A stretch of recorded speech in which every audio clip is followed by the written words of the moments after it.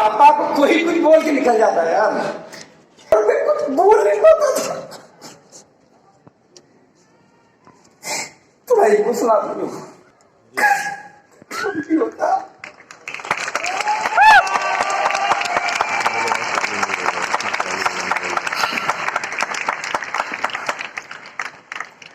यहाँ पे एक छोटा भाई बैठा हुआ है, चाचा के लड़का, बचपन से वो देखते आ रहा है। यहीं पे हॉल में एक बैठे नासिर भाई काटते हैं पिछले लगभग 10 सालों से ऑलमोस्ट। मतलब 2015 में उधार जाता था बाल कटवाने, पैसे नहीं थे बाल कटवाने के।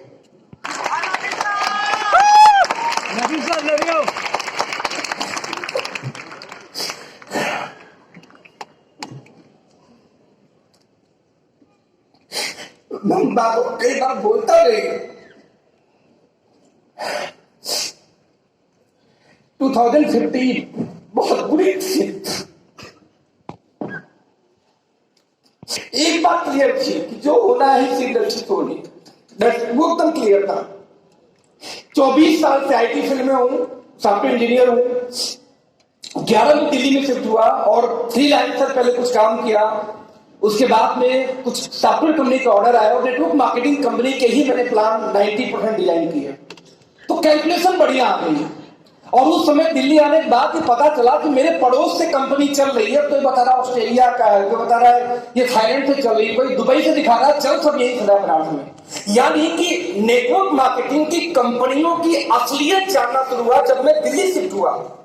कि मेरे बगल का बैठा हुआ आदमी कंपनी चला रहा है, बोला नहीं मैंने फ्रेंचाइजी लिया, ये कंपनी तो ऑस्ट्रेलिया हो रहा है। यानी कि जब इस इंडस्ट्री में डीप उतरा, स्पेशली जब मैं सॉफ्टवेयर डिजाइन करना शुरू किया, तो बेच से गुरु मिले सिखाने वाले। नेटवर्क मार्केटिंग सीखा, बुरी परिस्थिति थी, एकदम इतनी हालत थी कि नासिर भाई के जाके भी हम बाल बाहर कटवा देते, बोलते भैया कोई बात नहीं। बाद में 2 बार या 3 बार का बाल का पैसा मैंने केबिन को दिया। हेयर कटिंग के लिए पैसा किसके पास नहीं होते, मेरे पास नहीं थे, और 2015 में नहीं थे, ज्यादा दिन की बात नहीं है। मैं वोट देना चाहता हूं आपको कि आपकी लाइफ में आज क्या उससे कोई फर्क नहीं पड़ता मेरे दोस्त।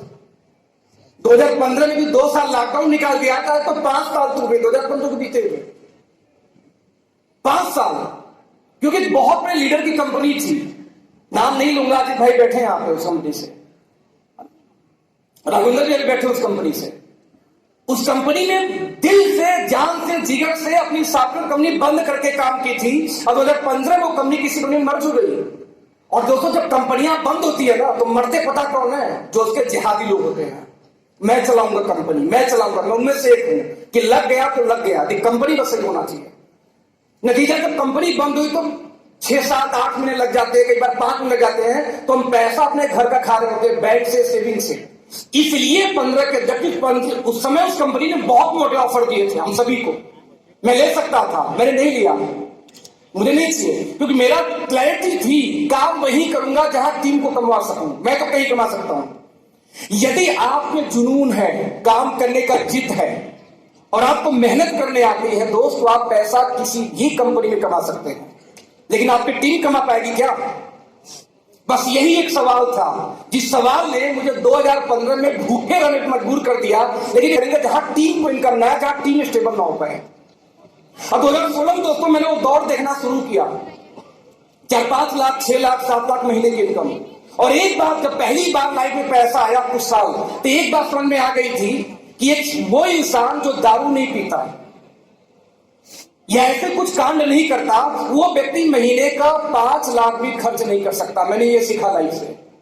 मैं रोज जा रहा हूं फ्लाइट से, ट्रेन नहीं चाहिए अपने को, ये 2017 की बात कर रहा हूं। तो जब मैं रोज फ्लाइट से जा रहा हूं, तो एवरेज आने जाने का 7,000 फ्लाइट, 7,000 रुपए, 8,000 रुपए, तो 8,000, 7,000 के हिसाब से, 8,000 के हिसाब से 20 दिन का 1,60,000 फ्लाइट का। आप 20 दिन होटल में रह लेंगे, 4,000 रुपए के हिसाब से कितना हुआ? 80,000 रुपए होटल का। यानी कि 2.5 लाख, 3 लाख से ऊपर महीना में खर्च ही नहीं कर पा रहा था अपने काम पे। यानी एक बात समझ में आ गई कि यदि एक बार आपकी 4 लाख, 5 लाख महीने की इनकम स्टेबल हो गई, तो जद्दोजहद पैसे की नहीं होती दोस्त, जद्दोजहद 2 चीज की आती है। पहला रिस्पेक्ट, कि क्या जिस कंपनी में है वहां आपकी रिस्पेक्ट है, और नंबर 2 सिक्योरिटी, कि क्या आपका कैरियर वहां पे रहेगा क्या। आपके रहने न रहने के बाद इतना लेक्चर मैं सुन चुका हूं फाइनेंशियल फ्रीडम का, इतना लेक्चर हर लीडर देता है रॉयल्टी का, और जितने रॉयल्टी का ट्रेनिंग देते हैं एक को रॉयल्टी नहीं मिली आज तक, बट ट्रेनिंग ही चल रही रॉयल्टी की। क्योंकि जो पहला पैरामीटर दोस्तों ट्रेनिंग है, दादा तुम में से होंगे बेसिकली कि सब कंपनी कर लूंगा, इंडियन नहीं करूंगा। आप लोग से मिले कुछ लोग ऐसे? हेलो, इंडियन कंपनी नहीं करनी, मिले आप तक? क्यों? कभी सवाल पूछा? मेरा प्लान दुनिया का बेस्ट है, मेरा प्रोडक्ट सबसे बेहतरीन है, लेकिन एक भी आदमी ये नहीं बोलता कि मेरी कंपनी एथिकल है। बोला क्या आप तक? दोस्त, फेसबुक पे किसी दूसरी कंपनी के लीडर से बस एक शर्त लगा लो, बस उसमें यह लिखवा कंपनी, कोई लीडर लिखेगा नहीं। पता है क्यों? एक तो पहले जानता नहीं लिखेगा, गलती से लिख दिया तुरंत कमेंट आएगा ओके चले गए क्या? यस, आज एथिकल मतलब ओके लाइफ किया, यानी अल्टीमेट ब्रांडिंग है। कोई बोलता मेरा प्लान बेहतरीन, कोई बोलता मेरे पास कार सबसे ज्यादा, कोई बोलता मेरे पास सेमिनार सबसे ज्यादा, तो मेरे पास लोग सबसे ज्यादा, हम बोलते हैं एथिकल है। छोटी सी लाइन, और बिलीव मी, सामने वाले के पास एक वजह नहीं होती ये बोल सके कि नहीं मैं क्यों ओके लाइफ करता हूं। दोस्त, आज प्रॉपर्टी के लिए बाप बेटे से नहीं पड़ रहा है, भाई भाई का नहीं पड़ रहा है। आज यहां दोस्तों की बातें तो भूल जाओ, और आज एक ऐसी ऑर्गेनाइजेशन इंडिया की, अच्छा ध्यान देना, मैं पार्टी प्रमोट नहीं कर रहा हूं, मैंने अपनी पूरी इंटायर लाइफ में सबने साथ दुनिया में लॉकडाउन पहली बार देखा है, सब नो मैं दावा कर सकता हूं पहली बार आपने राजनीति में भी एक पार्टी देखी होगी जिसका नाम है महागठबंधन। पहले कभी सुना था महागठबंधन नाम की पार्टी? सारी पार्टी एक तरफ और एक पार्टी अकेले, और दोस्त वही हो रहा है डायरेक्ट सेलिंग में। इस समय सोशल मीडिया में उठा के देख लो तो ऑल इन वन, सारी एक तरफ, एक अकेले एक तरफ। सुमित भाई ने एक बात बहुत सही कही, देखिए यहीं पे लीडर की विजन काम करता है। इन्होंने कहा कि जब कई लोगों ने बुराइयां की, बोला ये हड़बो फूट फूट कर क्या है बात की, तो मेरे दिमाग में एक ही बात आई, खटक तो रही है सबको, और जो सबको खटकता है कुछ ना कुछ उल्टा कर रहा होता है वो। भाई यही बात थी। आप देखो किस तरीके से एक निगेटिव चीजों में से भी पॉजिटिव चीज निकाल लिया। निगेटिव चीज में से मैंने थ्योरी पे एक बार शेयर किया, मैं दोबारा शेयर करना चाहूंगा। एक बार राजा ने अपने जो उनके पंडित जी थे उनसे पूछा कि पंडित जी बात कहो कि मैं जिस योग में जिसमें पैदा हुआ उसमें पूरे संसार में बहुत लोग उसी समय पैदा हुए होंगे, यानी उनकी भाग्य, किस्मत, ग्रह, नक्षत्र सब कुछ सेम था, तो क्या वो लोग भी अमीर नहीं बने? क्यों राजा क्यों नहीं बने?